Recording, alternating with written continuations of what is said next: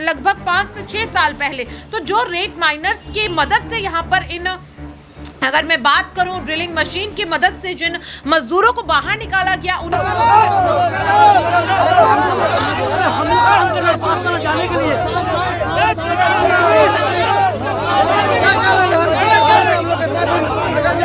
परिवारों के भरोसे को जो इन 17 दिनों में चला गया है, उनकी भरपाई आखिरकार कौन करेगा, ये सवाल बहुत बड़ा है। बिल्कुल दर्शकों, इस पूरे मामले को लेकर के अभी भी ये कहा जा रहा है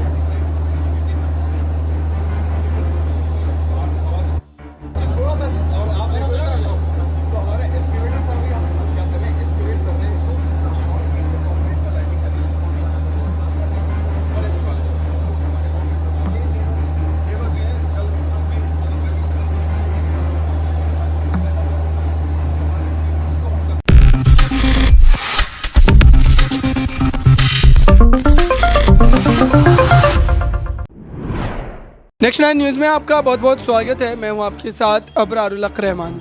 खेल कुर्सी का में आज बात करेंगे उत्तरकाशी में घटे उस घटना को लेकर के, जिसके बाद देश की राजनीति में काफ़ी ज़्यादा हलचल देखने को मिली। हालांकि इस मामले में एनडीआरएफ एसडीआरएफ की टीमों ने एक बड़ी सफलता हासिल की और उन तमाम मजदूरों को बाहर निकाल लिया गया।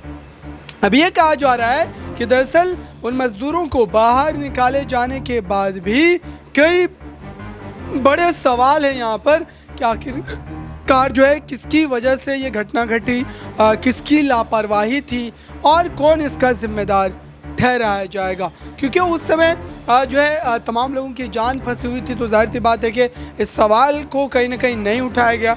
लेकिन अब जबकि मामला हल हो गया है, तो इस पूरे मुद्दे पर अब लोग और ख़ास करके वो तमाम मज़दूरों के जो परिजन हैं वो ये जानना चाहते हैं, वो ये सवाल पूछ रहे हैं कि आखिरकार इस बड़ी घटना को लेकर के सवाल किससे पूछा जाए, इसकी जिम्मेदारी किसके सर आएगी और किस वजह से ये घटना जो है घटी, जिसके बाद लगभग 40-41 लोगों की जान जो है वो फंस गई। मेरे साथ प्रज्ञा यहाँ पर बात करने के लिए समझते हैं। जिस ढंग से हम देख रहे थे कि 15-20 दिनों से सभी की नज़रें उस जो है मामले पर टिकी हुई थी, सभी इस इंतज़ार में थे कि आखिरकार उनका जो है किस तरीके से यहाँ पर जो है जो मिशन है वो अंजाम हो पाएगा या नहीं हो पाएगा, या फिर उसमें कोई जो है बड़ी चूक हो सकती है। कैसे देख रहे हैं अब जिम्मेदारी को लेकर के क्या तय किया जाना चाहिए? क्या इसके ऊपर जांच कमेटी बैठेगी, इसके ऊपर किसी तरीके से सरकार को निर्देश पारित करेगी, क्या लगता है?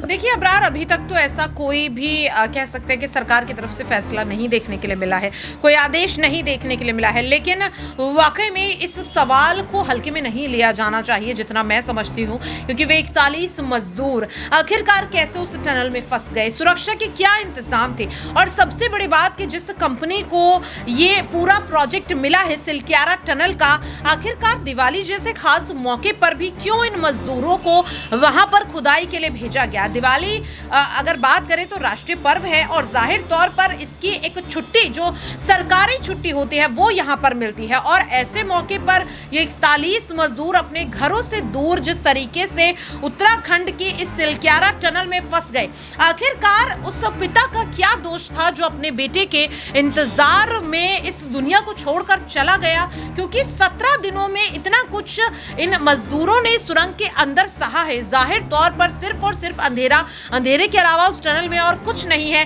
खाने के लिए कुछ नहीं है। मजदूर लगातार उम्मीद लगाए बैठे थे कि कब कोई उनकी मदद कर पाएगा। इस दौरान हमने देखा कि कितने फेलियर्स हमारे सामने आए अबरार। विदेशी एक्सपर्ट्स को बुलाया जाता है, विदेशी मशीनों को लाया जाता है, यहाँ पर लगभग 15 दिन उन पर निर्भर आखिरकार कैसे सरकार यहाँ पर रह सकती है, और आखिरकार उसके बाद सफलता किससे मिलती है? एक ऐसी मशीन से, एक ऐसी टेक्निक से जिसे बैन कर दिया गया था लगभग 5 से 6 साल पहले। तो जो रेत माइनर्स की मदद से यहाँ पर अगर मैं बात करूं ड्रिलिंग मशीन की मदद से जिन मजदूरों को बाहर निकाला गया, उन्हें बैन किया गया था और अब उन्हें लाया गया है, तो जाहिर तौर पर कई तरह की कि सवाल हैं, सवाल उस कंपनी पर भी खड़े होते हैं कि आखिरकार दिवाली के मौके पर उस कंपनी ने क्यों उन मजदूरों से काम करवाया, क्यों उनको यहाँ पर बुलाया, और दूसरी चीज कि सरकार आखिरकार अब तक क्या कर रही थी। सबसे बड़ी बात कि तमाम नेता, तमाम मंत्री जो आज इन मजदूरों के साथ तस्वीरें खिंचवाते हुए नजर आ रहे हैं, इनका हालचाल लेते हुए नजर आ रहे हैं, ये मंत्री तब नजर नहीं आए जब ये इस टनल में फंस जाते हैं। तब तो सबको विधानसभा चुनाव का ख्याल था, और आखिरकार जो विपक्ष बार बार जनता के मुद्दों को उठाता है, राहुल गांधी आखिरकार क्यों सिलक्यारा टनल नहीं गए, अखिलेश यादव आखिरकार क्यों सिलक्यारा टनल नहीं गए।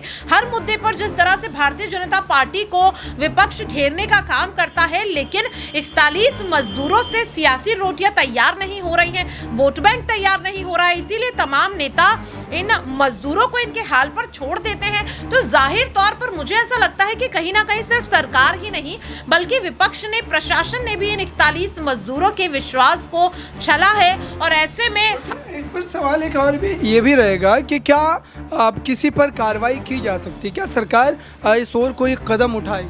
देखिए अबरार, अभी फिलहाल ऐसी कोई जानकारी सामने नहीं आई। जैसा मैंने पहले भी कहा, देखिए कार्रवाई उस कंपनी पर भी होनी चाहिए जिस कंपनी के प्रोजेक्ट के चलते ये 41 मजदूर वहां पर जाते हैं। कार्रवाई यहां पर प्रशासन पर होनी चाहिए कि सुरक्षा के लिहाज से आखिरकार वे क्या कर रहे थे। अगर इतना बड़ा प्रोजेक्ट वहां पर चल रहा है सिलक्यारा टनल में, तो फिर वहां पर सुरक्षा के लिहाज से भी तो कुछ इंतजाम किए गए होंगे ना। जाहिर तौर पर आखिरकार ये मजदूर टनल में कैसे फंस गए। दूसरी चीज के तमाम जो वेदर रिपोर्ट्स यहाँ पर लाई जाती है, सामने रखी जाती है, उसके बावजूद इस तरह की कमी यहाँ पर देखी जाती है। और सबसे बड़ी बात कि सरकार को इतना वक्त क्यों लग गया इन मजदूरों को इस टनल से बाहर निकालने में। लगभग आप 13 से 14 दिन विदेशी मशीनों, विदेशी एक्सपर्ट्स पर भरोसा जताते हैं, और उसके बाद एक ऐसी टेक्निक के जरिए महज डेढ़ दिन की यहाँ पर खुदाई के बाद इन 41 मजदूरों को बाहर निकाल लिया जाता है। तो देखिए सवालों के घेरे में अबरार हर कोई खड़ा है, लेकिन कार्रवाई किस पर होगी, क्योंकि इस वक्त तो हर कोई इन मजदूरों के साथ फोटो खिंचवाने में, ट्वीट करने में व्यस्त नजर आ रहा है, लेकिन मजदूरों के, उनके परिवारों के भरोसे को जो इन 17 दिनों में छला गया है, उनकी भरपाई आखिरकार कौन करेगा, ये सवाल बहुत बड़ा है। बिल्कुल दर्शकों, इस पूरे मामले को लेकर के अभी भी ये कहा जा रहा है कि भले ही बयानबाजी का दौर चल रहा है, लेकिन सवाल ये है कि आखिरकार वहाँ पर क्या ऐसी कमियां थी जिसकी वजह से, क्या प्रिकॉशंस नहीं लिए गए थे जो वहाँ पर ठेकेदार कंपनी है। और इसको लेकर के अब तक देखिए हर मामले पर राजनीति होती है, लेकिन इस मामले पर न तो विपक्ष ने कोई सवाल पूछा और न ही सत्ता पक्ष इस पर कोई जवाब देता नजर आया। तो इस पूरे मामले पर एक सवाल ये भी रहेगा कि आखिरकार जो है अब क्या परिवार वालों को कोई जो है राहत जो है एक तरीके से राहत के तौर पर, या फिर परिवार वालों को पैसे से कोई जो एक तरीके से मदद की जा सकती है, क्योंकि जाहिर सी बात है कि जो रोज़ कमाते हैं, रोज़ खाते हैं, तो कहीं ना कहीं परिवार की आर्थिक स्थिति भी बिगड़ी होगी, और ख़ास तौर से पैसों का जो खर्च है वो भी बड़ा होगा। तो क्या ऐसी कोई उम्मीद या इस तरीके की जो है कोई आशा नज़र आती है कि सरकार इस पर कोई ऐलान कर सकती है? जी हाँ, आपको बता दें कि जो 41 मजदूर टनल में फंसे हुए थे, अभी से लेकर राज्य सरकार और केंद्र सरकार ने मिलकर लगभग 15 लाख रुपए का इनाम देने की घोषणा की है कि मदद के तौर पर, क्योंकि जाहिर तौर पर आपने कहा कि 17 दिन तक ये मजदूर टनल में फंसे थे, तो जाहिर तौर पर आर्थिक रूप से परिवार को काफ़ी ज़्यादा यहाँ पर परेशानी से जूझना पड़ा होगा। तो ऐसे में ये जो एक मदद यहाँ पर सरकार कर रही है, लेकिन सवाल वही है अबरार के, इन 41 मजदूरों में से अगर भगवान ना करे किसी भी मजदूर को कोई जान मान की हानि हो जाती, तो क्या ये 15 लाख जीवन भर उस मजदूर की कमी को पूरा उस परिवार के लिए कर पाते? जैसा कि मैंने पहले भी कहा कि सिर्फ राहत सामग्री पहुंचाकर या फिर आर्थिक मदद करके इस बड़ी लापरवाही को, इस गलती को छुपाया नहीं जा सकता है। और कहीं ना कहीं जो भी इस बड़ी लापरवाही में शामिल हैं, उनके खिलाफ कड़े से कड़ी कार्रवाई करना ही इन मजदूरों के लिए सबसे बड़ी राहत सामग्री और सबसे बड़ा इनाम होगा। बिल्कुल, इस पूरे खास रिपोर्ट में तमाम उन सवालों को लेने की कोशिश की मैंने, और आपको तमाम जानकारी जो है पहुँचाने का प्रयास किया।